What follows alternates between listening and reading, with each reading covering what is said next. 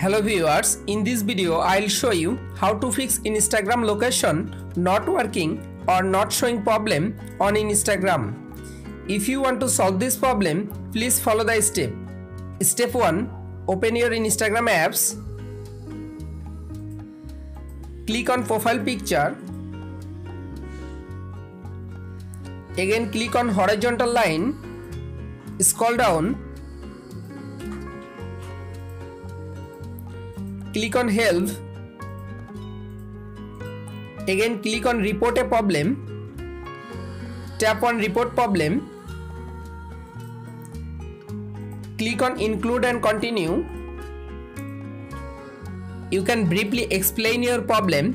My Instagram account location not showing or not working problem. Please solve this problem as soon as possible and send the support team. Step 2. Long press or long tap on Instagram apps. Go to apps info. Click on storage. Again click on clear data. Tap on clear cache data. Go to apps permission. You make sure your Instagram application all permission allow. Step 3. Open Play Store